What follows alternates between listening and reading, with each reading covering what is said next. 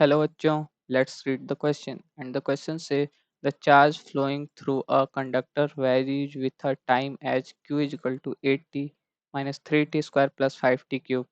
Find the maximum और minimum value of current. तो basically इस क्वेश्चन को सॉल्व करने के लिए जो की कॉन्सेप्ट्स यूज होंगे वो हम लोग देख लेते हैं. की कॉन्सेप्ट्स. तो इसमें देखें तो जो पहला कॉन्सेप्ट यूज होगा वो होगा कि हम लोग जानते हैं कि charge I current is equal to हो जाता है d q by D t, मतलब कि differentiation of charge with respect to time. और दूसरा देखें तो हम लोग को मैक्सिमम या मिनिमम वैल्यू जिसकी भी फाइंड करनी है तो उसके लिए हम लोग क्या करते हैं, उसका डिफ्रेंसिएशन कर देंगे टाइम के रिस्पेक्ट में. तो यहाँ से जो टी की वैल्यू आएगी उसके लिए जो करंट की वैल्यू होगी वो या तो मैक्सिमम होगी या तो मिनिमम होगी. ये यहाँ से क्या लिख सकते हैं, this is the point of maxima और मिनिमा. ठीक, यहाँ से अब अगर हम लोग को पता करना है वो मैक्सिमा होगा कि मिनिमम होगा तो t इक्वल टू 0 पे हम लोग निकाल लेंगे और उसके बाद कंपेयर कर लेंगे तो हम लोग को पता चल जाएगा. ठीक, तो अब चलिए इस क्वेश्चन को सॉल्व करते हैं. तो अगर देखें तो हमारे पास i इक्वल टू क्या हो जाएगा, D by D T of Q, मतलब कि 8t minus 3t square plus 5t cube.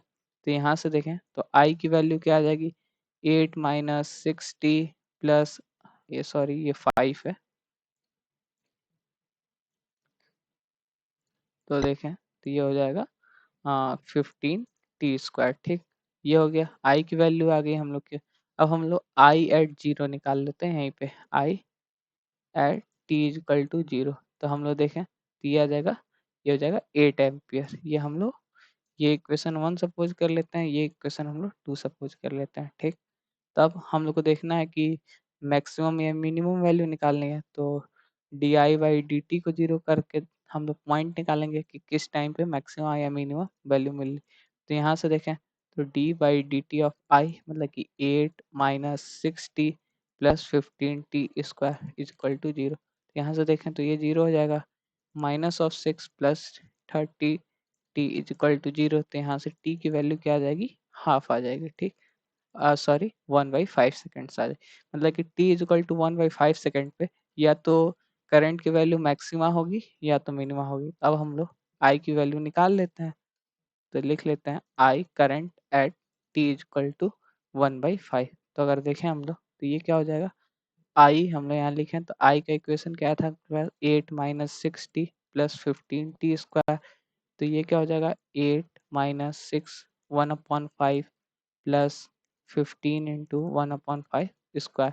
तो अगर इसको हम लोग सॉल्व करेंगे फर्दर तो ये क्या हो जाएगा, 8 माइनस 6/5, ये हो जाएगा, एक 5 से ये कट जाएगा तो ये हो जाएगा प्लस ये हो जाएगा 3/5. तो इसको फर्दर सॉल्व करेंगे तो ये हो जाएगा हम लोग के पास हो जाएगा 8 माइनस 3/5 और ये लगभग हो जाएगा हम लोग के पास 7.4 एम्पियर. ठीक, तो ये हो गया हम लोग के पास I एट 1 पे ये आ गया हम लोग का. ठीक, 7.4 एम्पियर. ठीक, तो यही हम लोग का आंसर हो गया.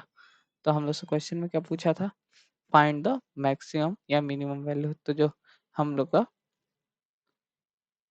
जो ये हम लोग का मिनिमम वैल्यू होगा क्योंकि 0 पे 8 है और t इक्वल टू 1/5 पे 7.4 है. ठीक, तो यही हम लोग का आंसर हो जाएगा. The value of current is 7.4 amperes. Hope you understand it well. All the best. Thank you.